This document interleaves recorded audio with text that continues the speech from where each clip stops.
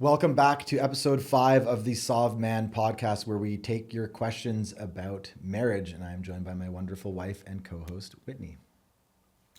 So, just like we did last time, we're going to take a bunch of questions that we've got from the 1,000 or so men in our group programs, as well as from your questions on Instagram. And we are going to answer the ones that we think are most applicable to our audience. So, why don't you get us started with the first question, Whitney? Okay, so the first question is my partner cheated on me. Does this mean that they're definitely going to cheat on me again? So I'm assuming this is coming from a man. And there is a lot of red pill stuff out there about how if she's cheated on you once, she's definitely going to cheat on you again. And that one girl, Sadia Psychology, you know what I'm talking about? Yeah. She kind of harps on this point that, yeah, if she cheated on you once, she's always going to cheat on you again. And I like a lot of what Sadia has to say. But the short answer is no. Just because she cheated on you once does not mean she's going to cheat on you again, full stop. Not only do we have a ton of experience with this with our clients, but we know people who are in their 60s and 70s who had infidelity early on in their relationship and never again. So the answer is obviously no. That said, there are distinctions. So if she cheated on you once and nothing changed about who she is as a person and nothing changed in terms of your relationship dynamics, then yes, it's likely to happen again. And it's probably worth talking a little bit about the different reasons that men and women cheat. And this is very much a generalization, and it's not a generalization that covers 90% of circumstances. This is a generalization that covers half of them. So there's tons of different examples. I'm just talking about the most common reasons that we see. Men can be very likely to cheat because they had a little bit too much to drink, and somebody who may or may not be attractive happened to be there and be available for sex, right? So a man can cheat with no emotional attachment. It is purely because we have a very strong biological drive towards sex and towards novelty. And if you're drinking and your faculties aren't together, a very good, very committed man who's very in love with his wife can make an error. Again, for the smooth brains who are watching, yes, men can cheat for lots of other reasons as well. I'm just saying we see that very commonly. Women, on the other hand, what we have seen, and I think this is, again, generally true, which means not always true, generally true, women cheat when they are not getting something that they need in the relationship. And I have learned through the work that we do that if a woman is not getting what she needs in a relationship for long enough, she will find it somewhere else. Now, she might find it somewhere else in the form of a coworker that she can talk to, and it's platonic and it never turns into anything physical. She might find it in a full-blown affair. But if she's not getting what she needs emotionally, she will find some other way of getting it. And that can very easily lead into an affair. So why I say that is, assuming this is a guy whose wife cheated on him, if you correct the emotional gap that was in your relationship that led to her eventually going and finding that somewhere else, she's not going to have the same drive to go find that somewhere else. Now, I'm not excusing it. I'm not saying it's okay. I'm not saying she's not a big girl who's responsible for the decisions that she's made. Obviously, I'm just saying, let's talk about reality here. And the reality of the situation is the average woman is not going to cheat unless there's something missing in her relationship. And again, just to bolster my argument here, we've had a ton of guys where I explain this to them. They kind of get it. They approach it in the relationship. The relationship heals, and then she comes back, and what always happens is she's like devastated later. She's bawling and crying, and he ends up consoling her for hurting him, right? Because when she finally starts getting what she wants in a relationship, she goes, now this man I'm with, I could never imagine in a million years cheating on, and so I feel devastated that I did. Even though when he first finds out about the affair, she might not feel guilty at all, and she might be really cold and really mean to him about it. And the good thing is, when you learn how to create emotional safety, when you learn how to create trust and connection with your wife, you know the signs to look for. So I would be completely comfortable with Whitney being trapped alone on an island with any man you can think of for 6 months, knowing that there is no chance in hell anything is happening while they're there. Because I know our relationship is solid. I know the signs of connection and safety to look for. And because of that, I deeply, absolutely, fully trust Whitney. If we let's say, get to a horrible place in our relationship, and I know Whitney's been miserable and unfulfilled in the relationship for many years, and she's going out dressed promiscuously with her girlfriends to a bar, I'm going to be a little bit less trusting, right? Let's be honest, right? Now, again, fully trust you. I know you're a committed woman. I know you have integrity. I know even if you weren't feeling connected, you wouldn't do any of those things. But I'm just saying, if you learn to recognize those signs, you don't have a reason to be afraid.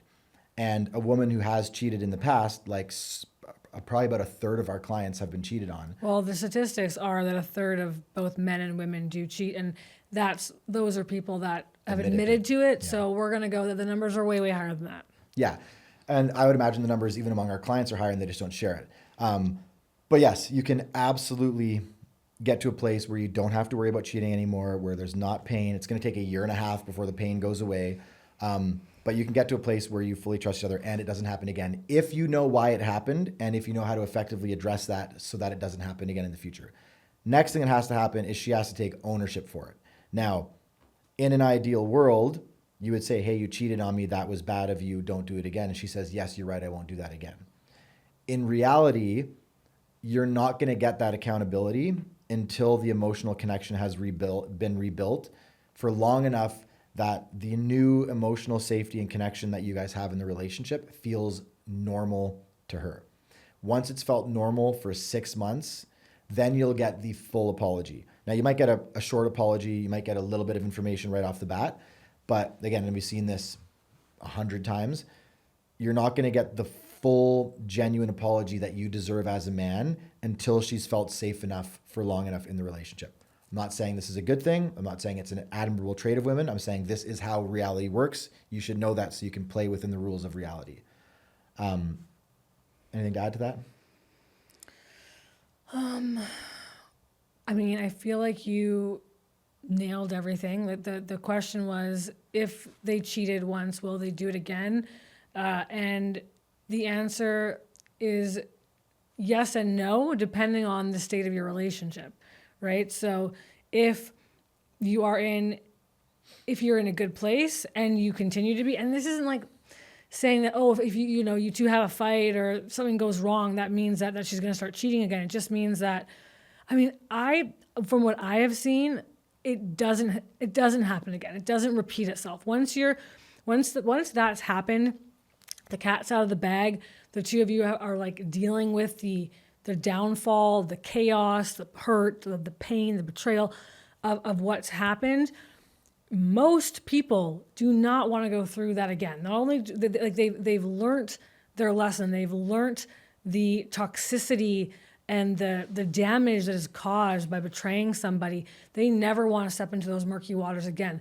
Most likely, they'd rather move on, like end the relationship and start new and start fresh, than have to deal with the pain and the suffering and the consequences of what that affair or that cheating has brought to the relationship. So if they are willing to like go into proverbial hell with you, like come clean and deal with the fallout of all of that, it's extremely rare they're gonna do something to go back there, right? Because that is a rough place to be in. I mean, you see these men and these women who are facing that betrayal, and it's like they've aged years in a day. It is on both sides, like the one who's committed the adultery, who's gone down that path, and the one who's dealing with the pain of it. I mean, they're both dealing with the pain of it, especially if you've committed adultery and you are so ashamed and you're guilt-ridden and you're just disgusted with yourself. They're both like aging quickly in those moments. And so, no, I don't think that people who are doing the work and getting to the other side are ever going to do it again. Matt, he works with men exclusively. And so he hears about the men cheating, but he also hears about the women cheating. I work with women. I only really ever hear the stories of the men cheating. And I mean, I've had clients whose husbands have had affairs with the best friend, with a family member, like the other, not their family member, but the girl's family member, a neighbor, someone that was on their kids' team, team sport, like a mom on the team that their kids do sports with. I mean, I've heard it all, and every single woman that I work with is choosing forgiveness and mercy for her husband, and they are moving through it. And where they end up coming to at the end of it, like when they get to the other side, it is pure, it is beautiful, it is blissful, and they are happy. And I'm not saying that everybody needs to forgive their partner if that's happened. You get to decide what your boundaries are. You get to decide what you will and will not accept, and what you are or are not able to work through. That's your decision. In our experience, we work with people who want to save their marriage at almost all costs. And what we see on the other end is beautiful, connected relationships. And there's no more cheating. And we work with these people sometimes for years, a year or 2 years after. I think one of your clients, he's been in the program with you now for like 2 years. And after his partner had an affair, and then they healed, and he's not in there because they have problems anymore. He's in there just because he wants to. He's in there helping the other guys. Yeah. He's in there helping other men now. He's Mentoring entered a new he has a different role now because he's overcome this pain, and he's like, guys, like what you can have after is just so incredible. And our society tells us, someone messes up in like even a big way, like you toss them, you throw them out, you get a divorce. What a jerk. And it's like, I get it. They hurt you really, really bad. And it sucks, and it's hard to move past that. We come at it from a very different stance. We believe that just about anything and everything can be worked on and worked through, and that's what we believe, and that's what a lot of our clients believe. We're not telling you what to believe. You get to do you, and there's no shame and no judgment if that's a boundary for you, and you can never come back from it. Zero whatsoever. It's just we've seen so many people come back from that treacherous pain that it's a shame that not everybody knows that it can be great after. Yeah, and there's also a distinction to make. Like you can have and again, this is one of those many things that I say that's going to infuriate the woke feminists and the red pill guys, and I'm happy to. Two sides of the same coin. Yeah, they are two sides of the same coin. I'm happy to infuriate both of them, but. You can have a man in a very committed, very loving relationship who, again, has too much to drink, or who just lets his biological impulses get the better of him, and he doesn't have very good emotional control. But women, it's a little bit easier to predict, in my view, whether they're a cheat or not. And a woman who's getting everything she needs in the relationship and who's at a healthy emotional place, like she just is not going to cheat. And a woman who is not getting what she needs in the relationship and she's not in a good emotional place, the likelihood that she's going to find that to some degree somewhere else is very, very high. Not necessarily like full cheating, just like maybe a connection. That's what I mean by in some way, right? Yeah, it could be a connection with a female coworker that she talks, gets some emotional fulfillment from, right? But more likely it's going to be something with another man, even if it's platonic in the beginning. So if you don't know how to create emotional safety and you don't know what the signs are when a woman is not happy in a relationship, like start the countdown timer, something is going to happen. And if she's extremely fulfilled and safe, you have nothing to worry about with a woman. With a man, he can be totally connected and happy and he can still make a mistake. It's so much less likely with a fulfilled woman. On the flip side, because I'm not trying to make men or women look better, a man can be in a really unhappy relationship and out of a sense of duty, he will not cheat no matter what. Whereas a woman in a really unhappy relationship, the duty factor is going to be less important to her because she's more likely to act from her intuition and her feelings, and a man is more likely to act from his opinions and his beliefs. Well, men have honor.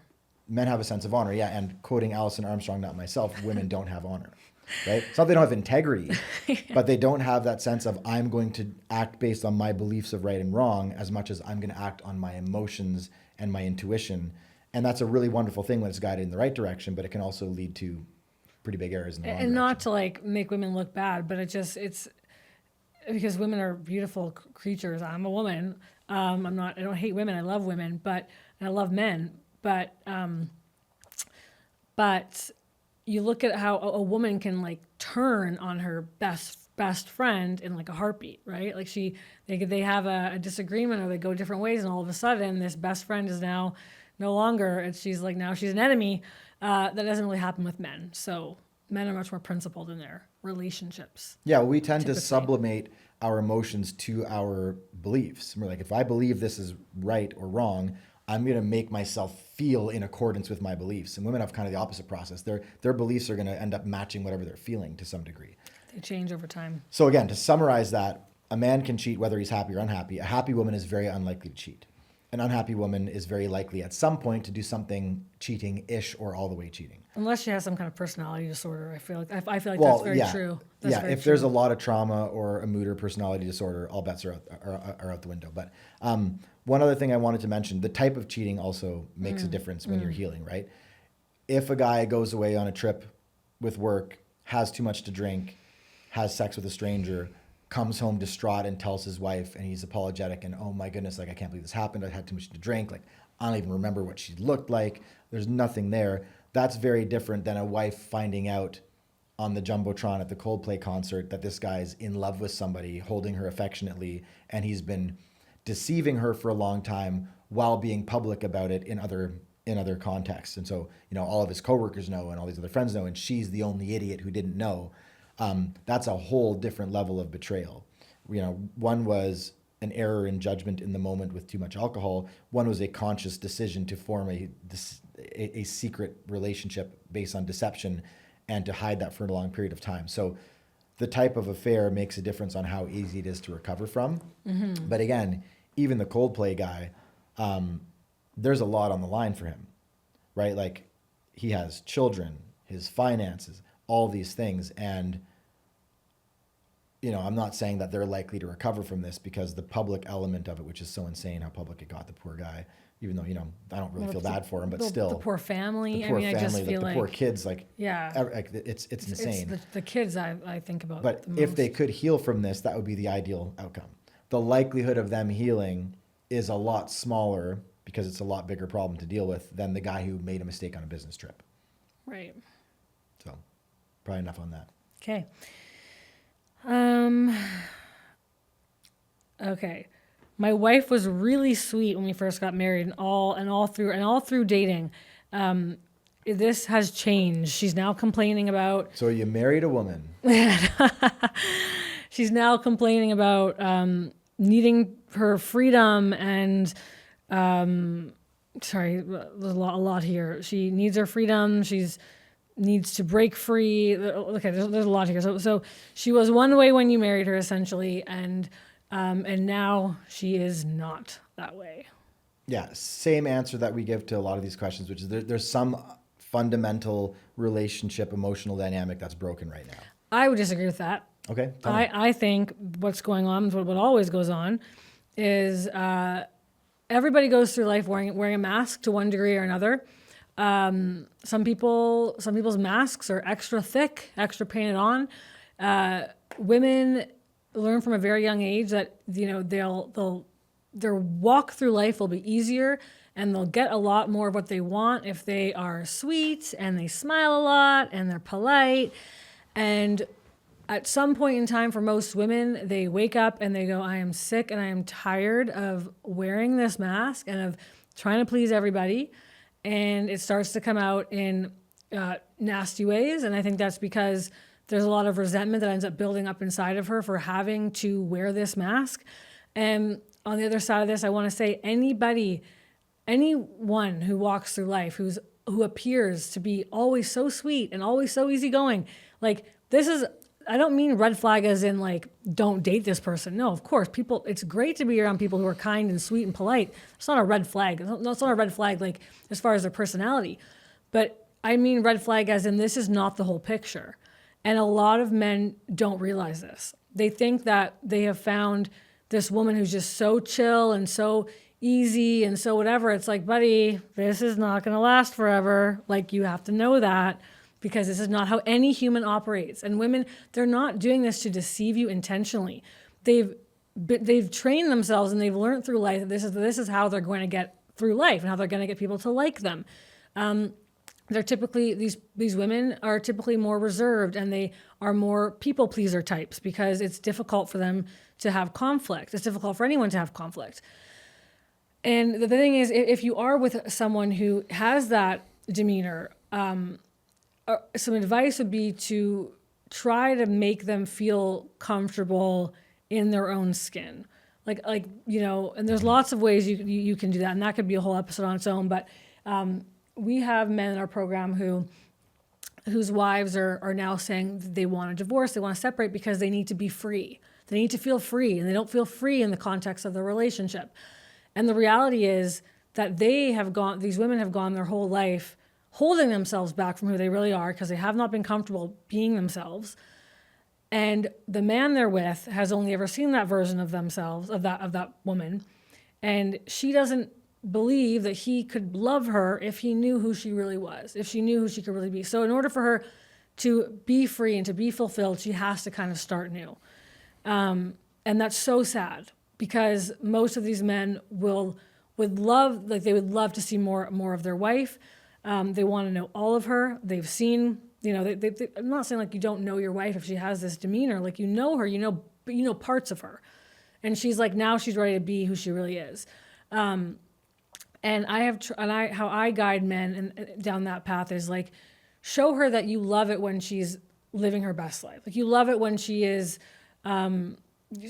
dabbling in the creative elements that she participates in, like her art classes or her singing or whatever it is she likes to do. Show her that you love it when she's free, and then she can start seeing herself in the context of your relationship as being free. She has to change this narrative she has in her mind that the only way she can be free and be real is without you. If you show her that she can be real and free with you, then that narrative can shift, and she can stop thinking she needs to exit the relationship. Yeah, she can start anew with you. She can start anew with you, exactly. But that means you'll need to be supportive of that and all that, and also like, well, and do you want that? I mean, you married one version, and now you're kind of getting this other version. The reality is, guys, like nobody is. Think about. I used this example with Matt the other day. I was like, look at little girls, 5, 6, 7-year-old girls.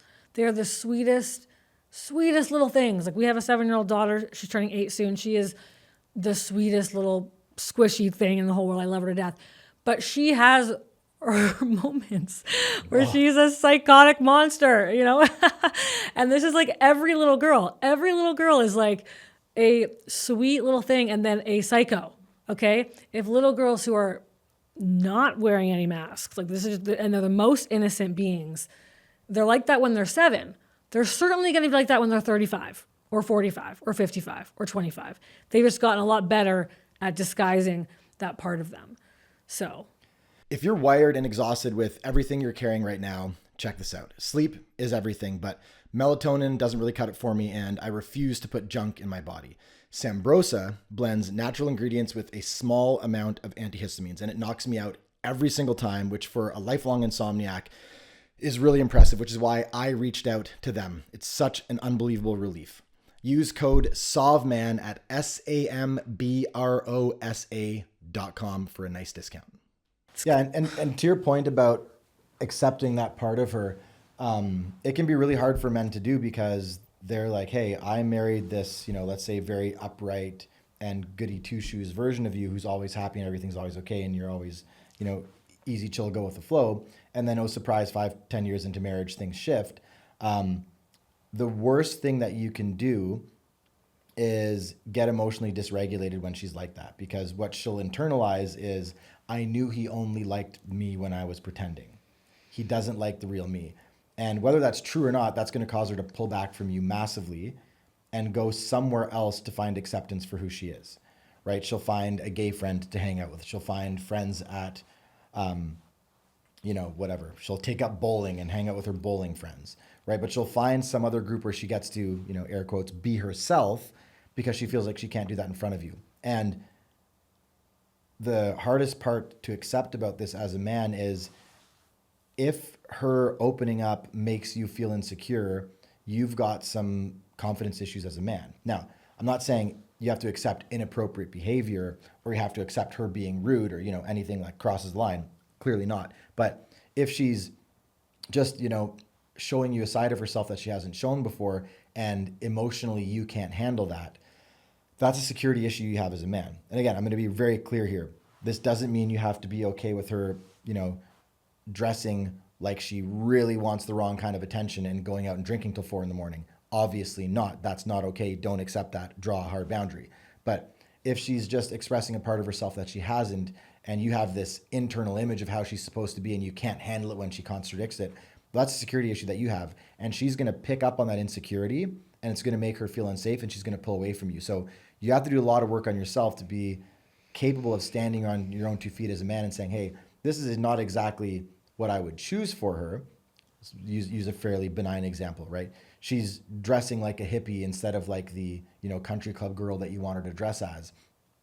Can you still take her to the country club when she's dressed appropriately, but as a hippie, and not feel insecure and be wondering what everybody's thinking about you? Because if you have those internal securities, she will know, oh, he is not man enough to hold all of me as a woman. And she will seek out initially other friends and other groups that can hold all of her, and probably long enough she'll seek out a man who can hold all of her.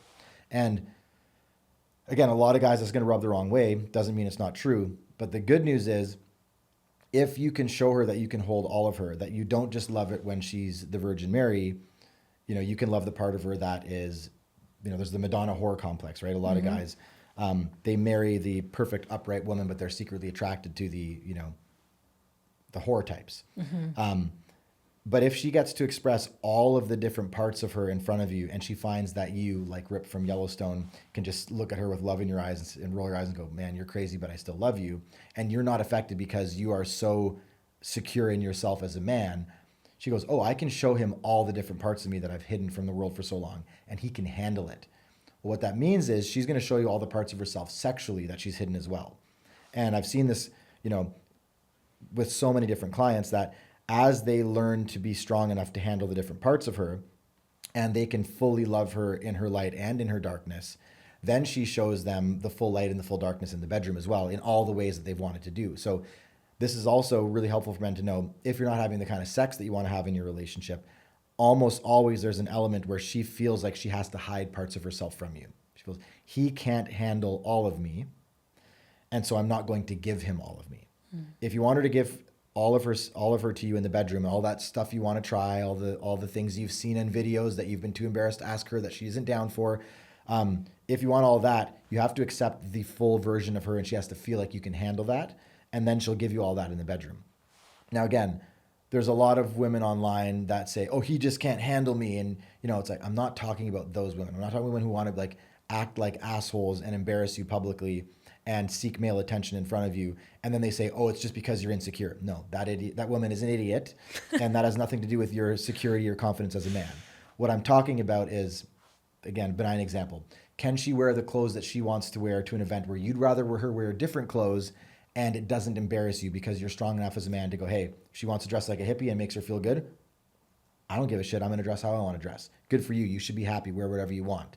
Can you be secure in that way? Because if you can, she's not going to go find somebody else to be herself in front of. She's going to be that way in front of you, and she's going to love you radically more deeply because you're the man that gave her the emotional space to actually find herself and express herself. And again, just to sweeten the deal for men, because I know that some men think, you're going to get a very different woman in the bedroom if you're able to do that as well.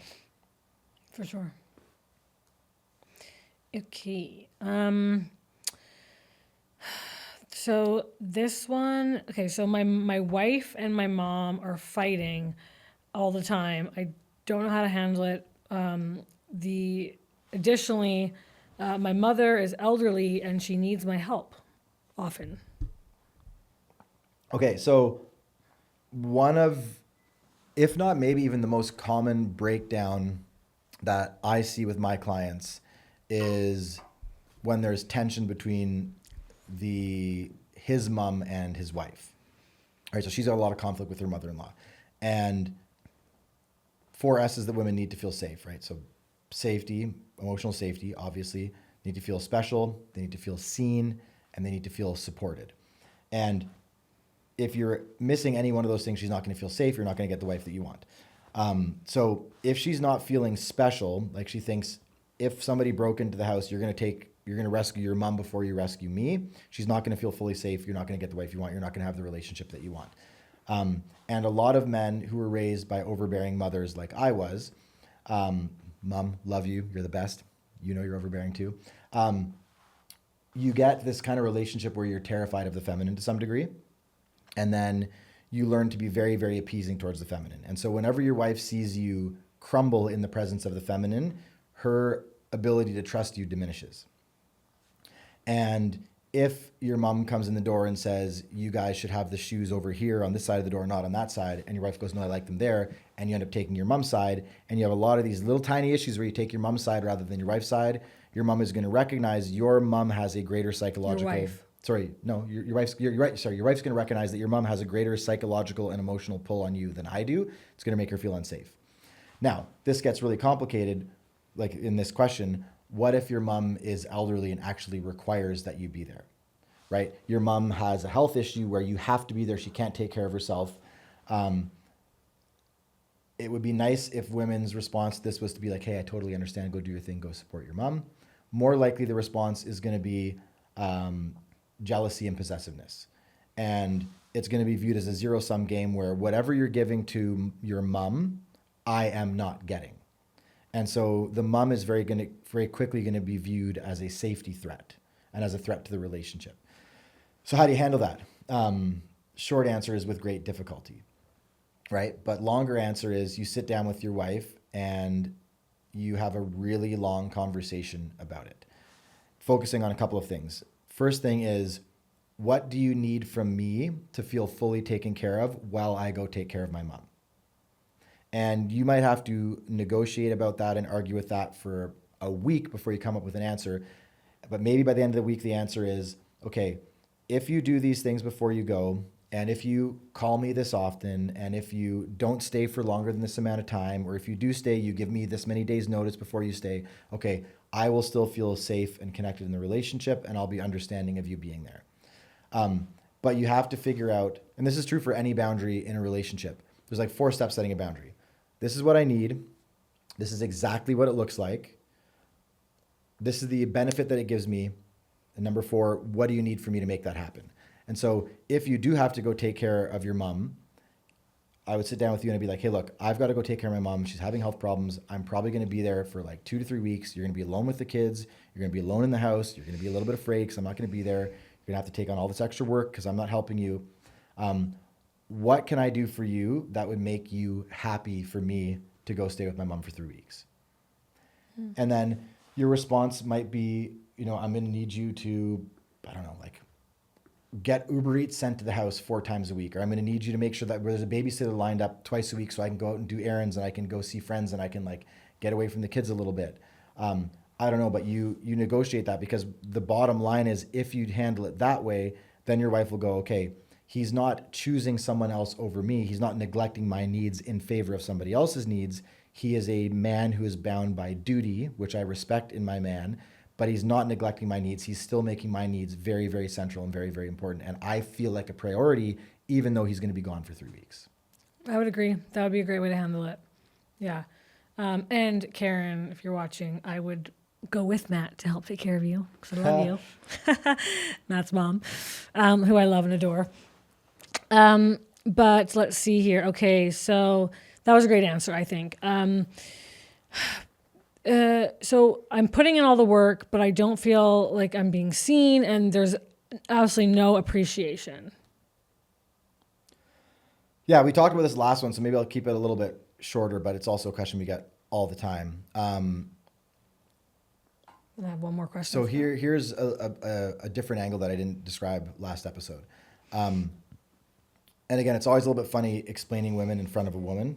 But why I do that is I try to explain it in a way where men actually understand it, because these things are like very hard for men to understand. So sometimes it's easier if I explain it in a male way. I have to explain to my female clients about men.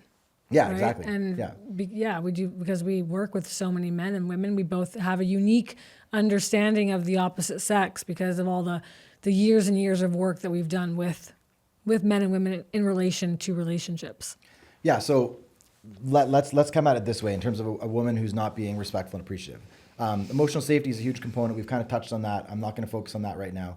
But think about a fundamental distinction between men and women when it comes to testosterone and estrogen, right? So testosterone is the primary male hormone. Estrogen is the primary female hormone. Even though women have more testosterone than they do estrogen. Even though, but- yeah, no one knows this, women have more testosterone than estrogen, but just men still have, a healthy man will have 20 times the testosterone that a healthy woman would have. Correct. So testosterone is driven at results, right? Evolutionarily, I have to go kill something with 4 hooves and bring it back to my family so they can eat. And as a man, it doesn't really matter if you roll your ankle on the way. Like, you're going to figure out a way to go get that thing done. It's not about how you're feeling. It's about producing the result. And testosterone allows you to go achieve results irrespective of how you're feeling.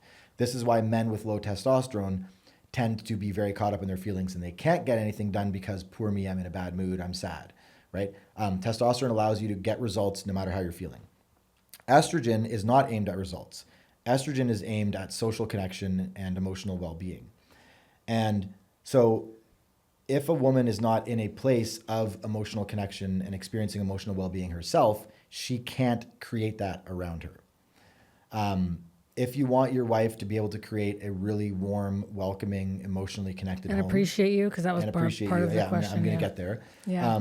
She has to already be in a good emotional place herself. And it's very important to know this. So I'll put that in a much simpler way. Men can pour from an empty cup. Women cannot pour from an empty cup. So if your woman is not giving you appreciation and respect and joy and peace in your home, it is very likely that her cup is empty. Because in my experience, again, working with hundreds of men, when you create an emotional environment at home where your wife is safe, where she's fulfilled, where she's getting what she needs, she will immediately want to start giving you what she needs. It's a very rare woman who has an overflowing cup who doesn't immediately want to pour into her husband, into her children, into her loved ones. Again, men are very different than this.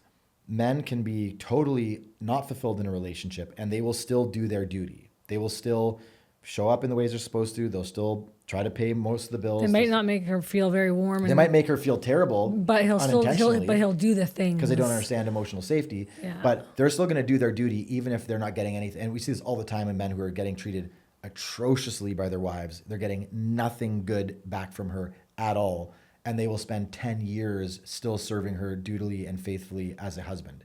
Again, they're missing a lot because they don't know how to do these things, but it's ignorance. It's not because they don't care. Mm-hmm. They'll do their duty even if they're not getting anything in return. Mm-hmm. A woman who is not getting what she needs will not do anything for you. Maybe for the short term, maybe for a year or two, but not indefinitely.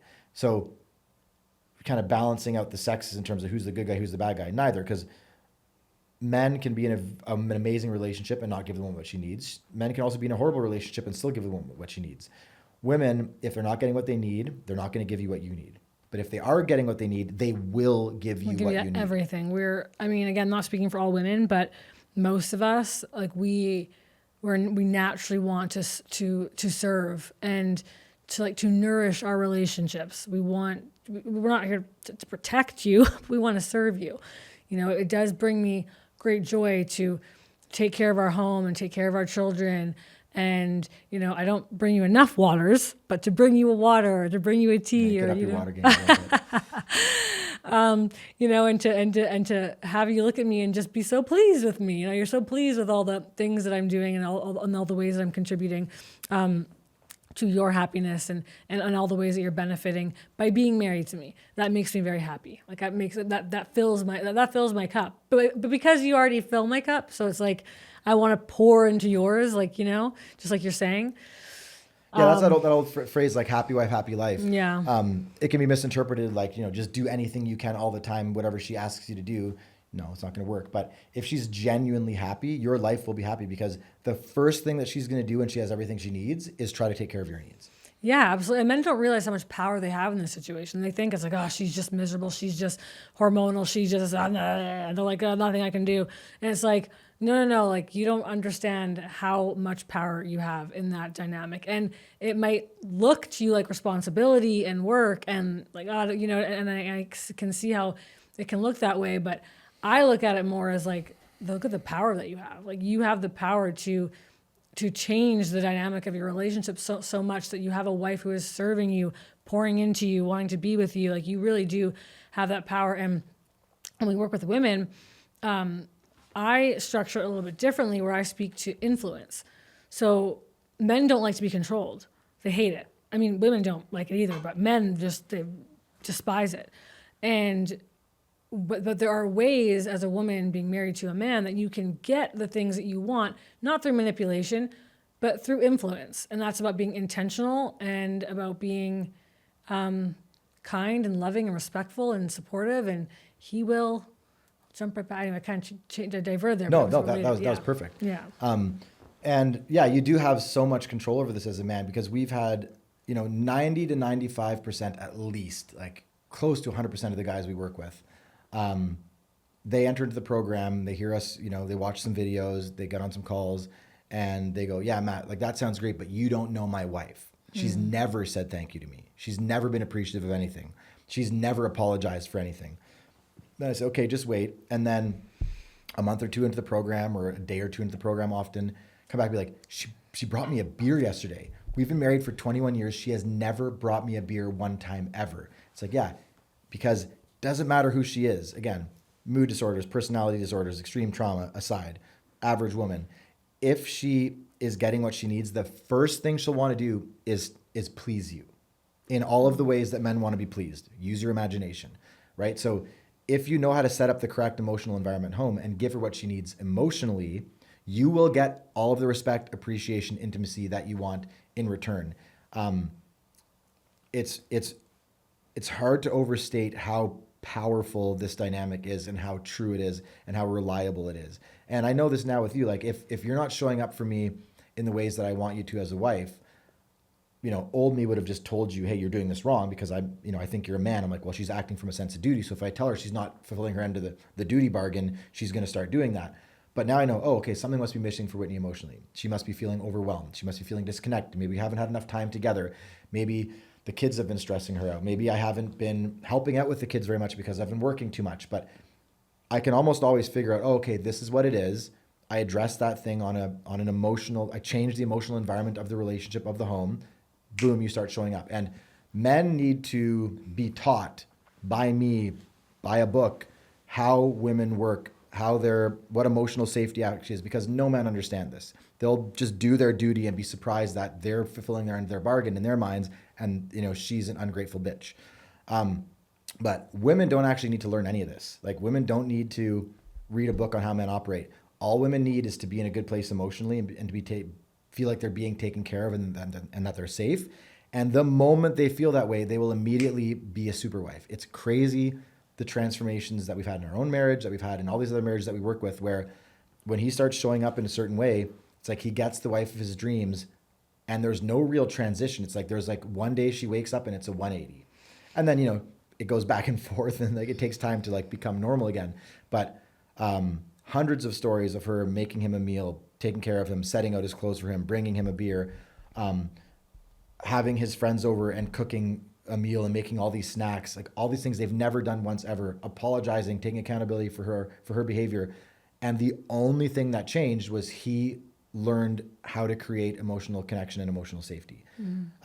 So again, men have to learn how to do that. But if you do, she doesn't really have to learn. Like men are fairly straightforward. She knows what you like. And if she's getting what she needs, she's going to give you what you like. Yeah, men are more straightforward. Women are a little bit more complicated, but women can learn things like how to influence their husbands rather than berating them. Like there are ways we can they have to learn how to like influence and communicate with him, but they don't have to learn what he likes. No, yeah, they all know that. Yes, that's true. I was They're just thinking willing or unwilling to do it based on how they're feeling. Right, and then learning how to deliver your emotions and things like that. Because sometimes women will come at men. Yeah, there's a lot of learning. Very, very strongly, and the tone in which you present your emotions is very important for men. And if you can present it doesn't matter what it is, in a tone of voice and that is calm and collected, he's like, he will hear it all. He's there for you. But if you come at him with, aggression or panic or like attitude or whatever, his walls are going to go way up, and it's not going to be a great conversation. But that's where you teach men to be the lighthouse, right? And then women can Men and women can both have a lot to learn, but we focus on men, so that's why we're talking about men right now. But When we have clients whose wives start working with Whitney, damn, does our job get easier and things move along Yes. so much faster. But most of not our all- men, they're not all a willing lot of to our work. clients, probably half our clients, their wives don't want the relationship to work anymore. They're Right. over it, and so they're not going to start working with a coach. But the good thing is, like, if you learn how to show up, create emotional safety, if you learn how to be the lighthouse, and then she starts getting what she needs, then you can teach her how to communicate. Hey, the next time you're feeling overwhelmed and unsupported, instead of telling me that you need the dishes done, tell me you're feeling overwhelmed and not supported. Because if your female roommate tells you, hey, do the dishes, you'll understand that she's actually feeling overwhelmed and unsupported. Men have simpler brains. We're like, oh, when she says she wants the dishes done, that is the full extent of what she's thinking. And then they do the dishes and she's still unhappy. And they're like, oh, this person is crazy. She's not capable of being in a good relationship. She doesn't know how to be healthy in the context of a relationship. So men have to learn to see the underlying emotional reality behind the facts. And if they can do that, then you can teach her how to communicate like a man. But you have to learn her language first. And once you do, then you can be like, hey, here's a better way to communicate with me. Instead of this big roundabout circle, like, I need you to be very explicit, very specific, very to the point, because I actually want to take care of you. I just don't understand that the dishes means that you're stressed out about the kids and that you've been overworked and that Susie's cousin's brother's son is in the hospital with a broken arm. I don't know how to connect those dots. So I need you to actually say all of that to me. But she's not going to learn how to communicate like you until you learn how to communicate like her, generally speaking. Right. Unless they're working with you, in which case everything gets so much easier. Yes. Okay, so the last question, I read it before, is blended families. So the question was, my wife has kids from her ex-husband. I have kids from my ex-wife, and there are a lot of challenges that are presented. So I think it was, basically, how do I deal with that? But I don't know. I get it.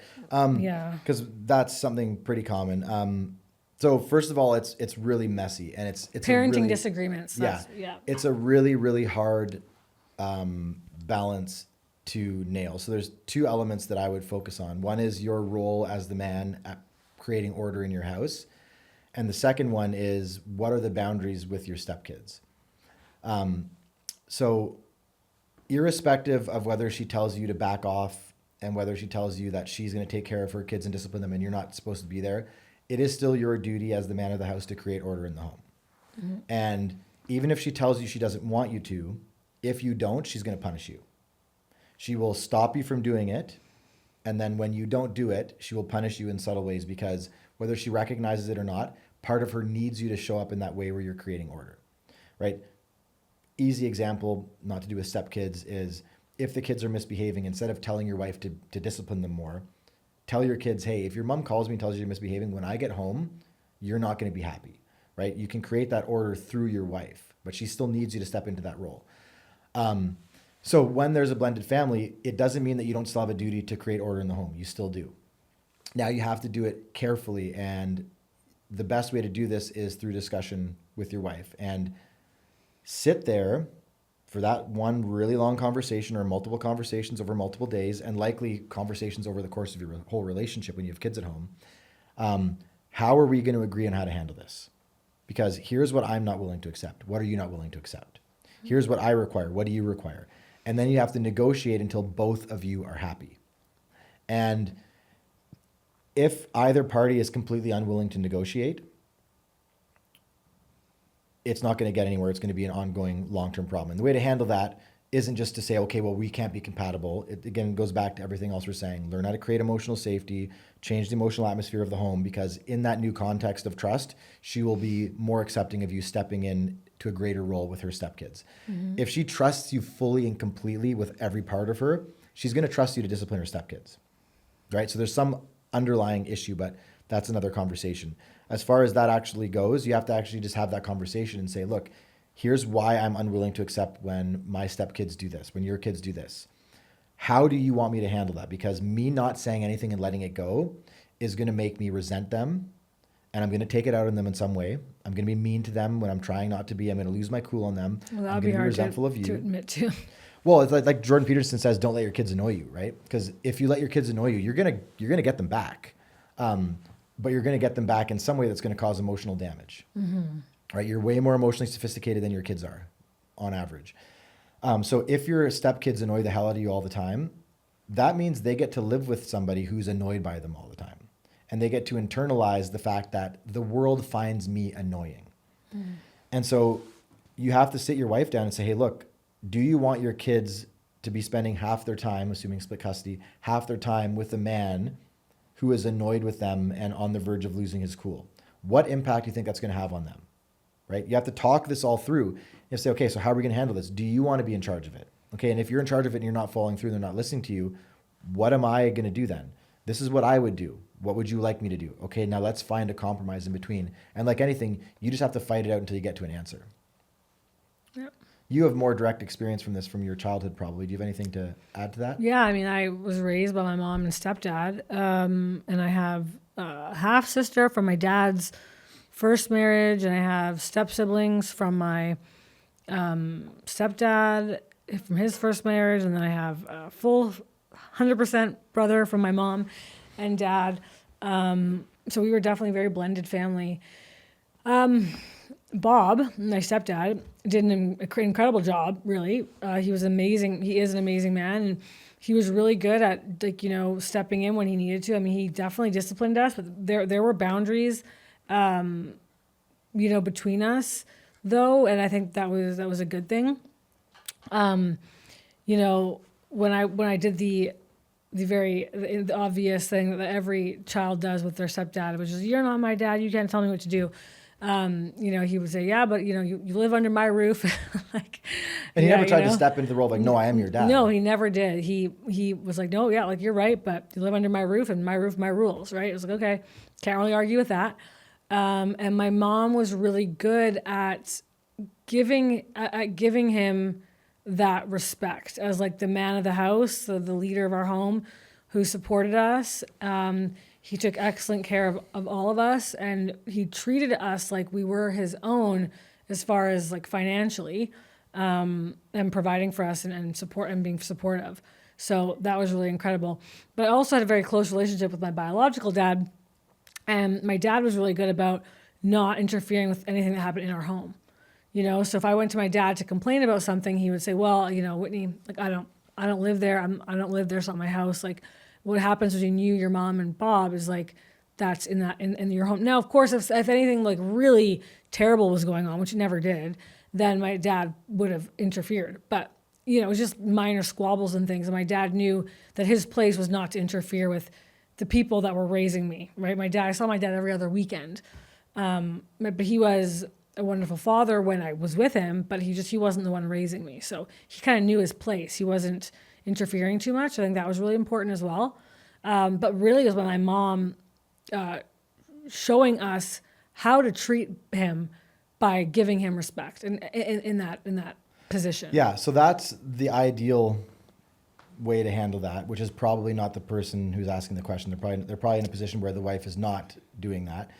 And so, what we've said is good advice, but the bottom line, like every problem in every part of your life, is work on yourself as a man, because if you become a man who knows how to create safety, who disciplines from the place of the wise king, not the tyrannical king who's lost control of his emotions and disciplines out of anger, and if you learn to start showing up in those ways, there is a 99% chance that your wife is then going to want you to play a greater role with her children, with your stepchildren. Well, that's the connection with Bob, though, because that's who he was. Exactly. He was more of the wise king than the tyrannical.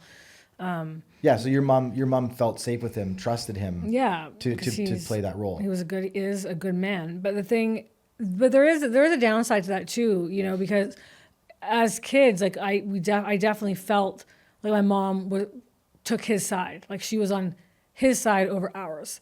Right? Me and my brother always felt like we were in second place to our stepdad.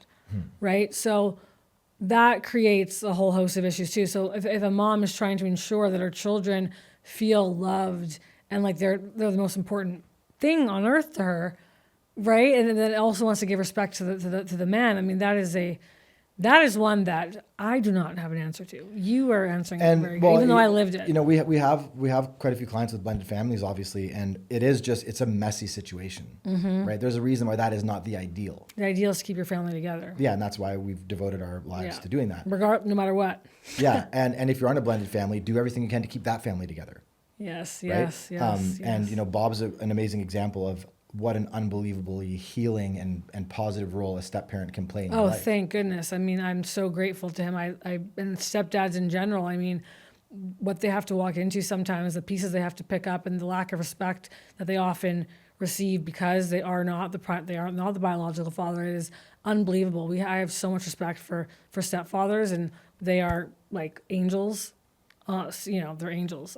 Huge. Yeah, huge so I respect. guess like bottom line is, and we'll probably wrap up after this. If you want to be that wise king in your household, you have to act like a king. You have to create order, and you have to figure out how to get the different factions to work together. So this is probably going to require a lot of really uncomfortable, tense conversations with your wife, with your stepkids, with your biological kids, all of you together. And you're going to have those conversations until there's some semblance of a negotiated agreement in place that everybody's willing to stick to. And there's going to be lots of compromise that has to be made, but don't compromise on the kind of things that are going to make you hate the people that live with you. Yeah, 'Cause we that can happen. had a lot of conversations actually. Now that I think about it, we had a lot of conversations growing up. Yeah, and I'm sure Bob was one who led those, Yes, he did. right? And so that's your duty as a man, is if things aren't functioning in your kingdom, as the king, you have to step in and say, hey, this is not working. We have to resolve this. We have to figure this out. And if that makes you uncomfortable, if you can't handle the emotional tension, that is going to lead to you losing your cool and yelling at everybody at the table so they never want to sit down with you again, you got to work on yourself. And the amazing thing is, and this is why I think this is a good place to end, because this is my entire philosophy on life and coaching in general, is if you get the right things in place internally as a man, your external world will reorient itself to match the health of your internal world. And if you get to a place of emotional sovereignty where you can control your own behaviors, where you can control the words you say, where you act from that place of wisdom rather than being taken over by that feminine emotional storm that men can very easily be taken over by, your household will begin to rearrange itself in alignment with that healthier place that you're acting from. So work on yourself ceaselessly as a man to be the best man that you can be, to resolve your trauma, to deal with your emotional issues, to deal with that cynical voice inside or that critical voice inside your head that says you're not good enough, or that when your wife treats you disrespectfully says it's because, you know, I'm not enough of a man, or it's because I'm unattractive. Like, deal with those insecurities, show up as that wise king who can create order, who can create growth in the kingdom, and watch how your kids and stepkids begin to heal. Watch how your relationship with your stepkids begins to heal. Watch how your stepkids get closer to your wife as a result of it. Watch how everything in your life gets better because you as a man made the decision to heal yourself and be at the best place you can be as an individual. That's always the best thing you can do no matter what the problem is. And with really messy problems, that's usually the best place to start. Amen. So if this is helpful and you're facing difficulties in your own marriage, whether it's lack of respect, appreciation, and intimacy, or your wife is actively considering or threatening divorce, generally speaking, it's easier to handle those issues sooner rather than later. Don't wait until you get the divorce papers, because it's still salvageable, but it's a lot harder. So if you think you're headed down that path and you don't want to head down that path because your marriage, your wife, your family, your kids is the most important thing in the world to you, just like anything else, you would want to get some outside help to improve your odds. If you want to improve your odds, check out the description of the video below. You can reach out to our team. You can check out our free courses. You can check out our paid programs. However we can help you, it would be an honor for us, because we have devoted our lives to saving the world one marriage at a time, one man at a time. And if we could play some role in helping to save your marriage, save your family, get you to a place where you are the man that you want to be, a man that you're proud of, it would be an absolute honor for us. So check out the description below. So we just wrapped up the episode, but our wonderful producer had a couple of other questions for us. So what do you do when you are running a business together as a couple? And further to that, should the man sacrifice for the sake of his family in this regard? Is that accurate? So we can speak to that very directly because we run a business together. It's hard. And the reason why it's hard is, in business, you have to bring your masculine energy. You have to bring the energy that is competing, challenging, overcoming. And so when Whitney and I are working together, Whitney's tapping into her masculine energy a lot of the time. And so basically this is happening, right? And neither of us want that, because I am more attracted to your feminine side than your masculine side. You're more attracted to my masculine side than my feminine side, although I'm happy you have a balance and you're happy I have a balance, obviously. And so it can create a huge amount of tension in the relationship. And it also, we both do jujitsu, and we discovered fairly quickly, when I was really good at jujitsu and Whitney hadn't done any jujitsu, it was totally fine for Whitney to roll around and feel safe in my arms as I controlled her.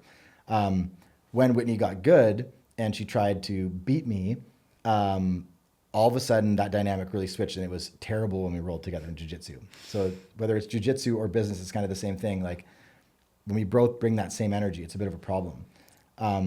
So one of the ways we've handled that is we've kind of, just like we've done in our house, we've kind of divvied up who does what in the business. And so we work more like alongside each other rather than together. We've also learned to practice how very intentionally, and this took a lot of work. This was not overnight. This was not over the span of a week. I'm talking like we've been working a lot with one another, running a business together for years now. So it probably took a year of us learning how to speak to one another within the context of our business. And, you know, for example, Matt, he can be, in our relationship, he's very sweet with me. He's patient, whatever.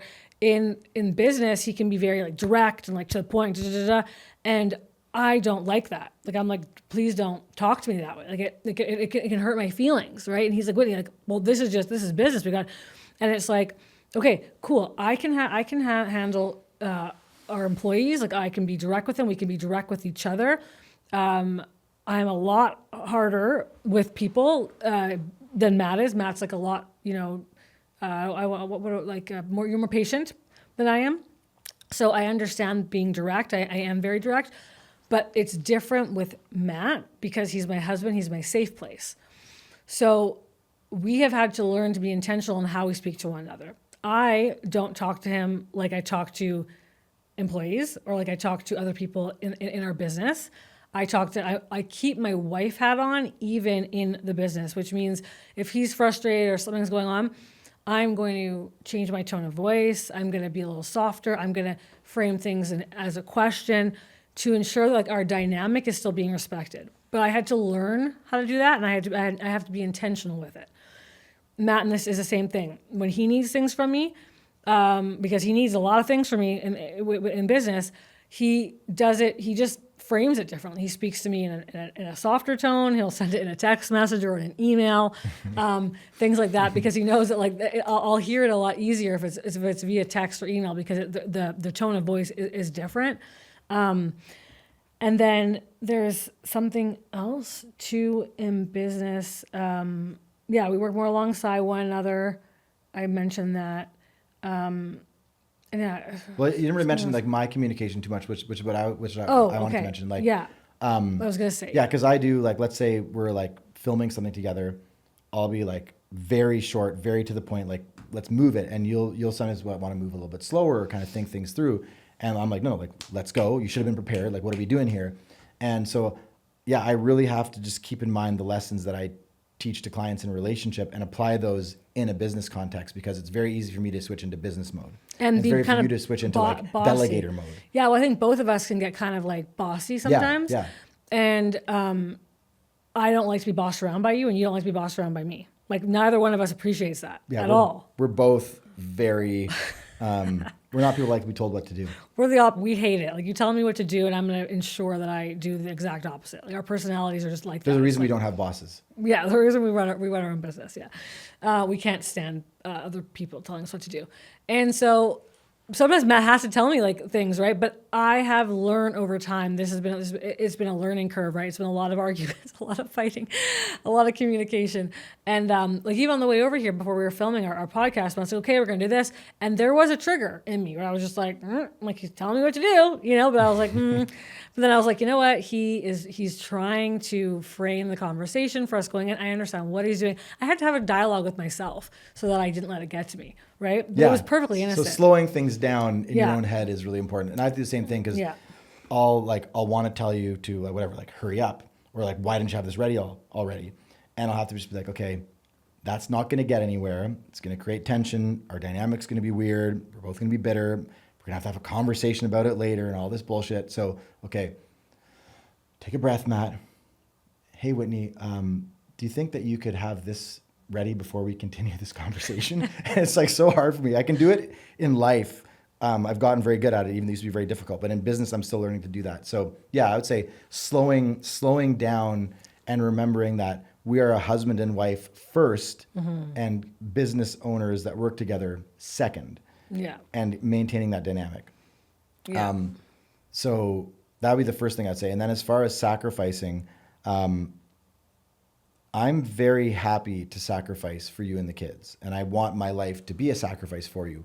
But sacrifices that I find acceptable and that are aligned with my values. Because a man has to have a mission in life outside of his family that's a priority for him.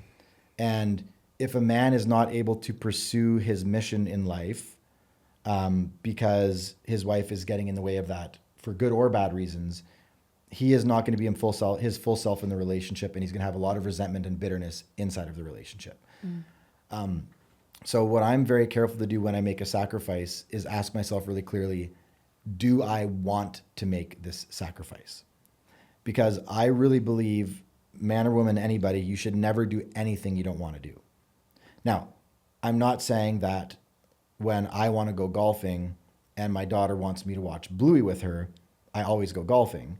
But if I decide to watch Bluey, it's because I really want to watch Bluey. Okay. Selfishly, I'd rather go golfing, but I want my daughter to have a lot of time with me. I want to be close to her. We haven't seen each other very much lately. She really needs this. It'd be good to cuddle her. We get some time together. Okay. Selfishly, I'd rather go golfing, but I want to watch Bluey with her. And so I choose that. And the same thing with you. Like if you want me to not see my friends, I don't really socialize. That's a bad example. If you want me to not go golfing, we'll use golfing again. I've started golfing the last couple months. It's a big thing. We've been golfing your whole life. You're starting to golf once a more. year my whole life. Yeah. I'm golfing more. And you really want me to stay home because whatever, you need a break from the kids, let's say. I won't agree to stay home unless I want to. And so I'll think it through and I'll be like, hey, you know what? Whitney's got this going on. Okay, you know what? I want her to feel good. I want her to be taken care of. I don't want her to be overwhelmed. She hasn't working really hard. She needs a break. Okay, shit. I want to stay home. I'll stay home and I'll skip golfing. But if I think that, you know what, I really need a break. I haven't golfed in a while. I need this time to myself. And Whitney, yeah, she's a bit overwhelmed, but she can probably handle this. Then I will say, no, I love you so much, but I'm still going golfing.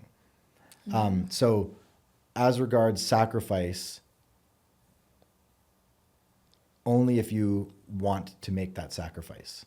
Only if you can live with that sacrifice. Yeah. Because if it's going to build resentment, it's not worth it. no. And you have to. It's a weighing game, right? Is by making the sacrifice. This means I can be with my family and I can be around because that's what we all want at the end of the day. That's what we all need. Like, this is the only way we can be together. The only way. It's like, okay. But if you know, in the context of this question, I think high school was involved. So it's like, can this child or student go to a different high school? Like, is that a possibility? Okay, maybe then that's a conversation. You know, Matt gave up or left his really successful finance career. He was an investment advisor for 15 years, multiple high six-figure job. And he decided one day that he couldn't do it anymore. He wasn't being true to himself, and he was dying inside, even though we were making a bunch of money. And he came to me and he was like, I want to go on Instagram and start from zero, you know? And it was like, okay, like that's a big sacrifice. So to turn it around, like at the time it was like, he was only going to make that choice if I agreed, because he understood that the security of our family was extremely important, and it was important to him, it was important to me. But I essentially sacrificed my comfort and I guess our security. We were smart about how we did it, but to a degree, sacrificed our security and our comfort to go on this path with Matt, to start a business, because he needed to do it. So, that was a sacrifice that we both made, But since I didn't have any idea how this was going to go and didn't have any vision, it really more felt like my sacrifice. But one that I was super willing to do because I trusted you. There was lots of evidence of you following through and being highly intelligent and making things happen. And and at the end of the day, it was like I wanted you to be able to be the man that you were meant to be and that you believed you could be. And so to me, that was more important than like our financial situation. Yeah, and women have, and especially you, like this incredible intuition where you'll know things years before the data shows things. So now I always wait for the data to show up, and you'll be like, no, this is a bad idea, and then 2 years later the data will be, and I'll be like, oh yeah, you're right, it's a bad idea. And so I really do rely on your intuition. I'll just muddy the water a little bit by sharing two stories from clients. So I have two clients who founded large companies, sold them, made a bunch of money, and their wife said, you need to stop working. Like, our marriage is at a horrible place. Like, I am not dealing with you building another company. It almost killed us. If you want to be married to me, you're not starting another company. And both of them went off and found other things to occupy their time, kind of like side careers, let's say. In the one case, the guy was desperate to start another company, and he basically ended up being a stay-at-home dad, and he started to wither, and he's very, very resentful towards his wife. In the other case, he made that sacrifice. He said, okay, I'm not going to start another company, even though he wanted to. And he is thrilled with the side projects he's got going on. He's finally like spending time with his wife and his kids, and he could not be happier. So yes, make the sacrifice, but it has to be the right sacrifice, right? Because those guys made the same sacrifice. One of them was the right decision, one of them was the wrong decision. So you have to get very clear inside of yourself, what sacrifices am I willing to make? Because if you make a sacrifice that you really, really, really don't want to make, that can cause so much resentment that it can tarnish the relationship for a very, very long time. So I would just say, be very careful about the sacrifices that you make and make sure that you are actually willing to make that sacrifice. Because if you make a sacrifice you're not willing to make, it's going to come back and bite you in the ass in your relationship. Yes, the answer isn't like should the man sacrifice or should he not? It's like, well, the answer is yes and no, right? Yeah. The answer is yes if you can live with the consequences of that sacrifice, if it makes sense to you, but no, not if you're going to be living with the resentment that is tied to that sacrifice, because that is like, resentment is what I like to call a growing cancer. It'll tear you apart. It'll ruin the health of your relationship until you work on that cancer, which, you know, is through healing, and which can happen. Obviously, it's what we do. But if you can avoid starting that cancer to begin with, creating that cancer to begin with, that's ideal.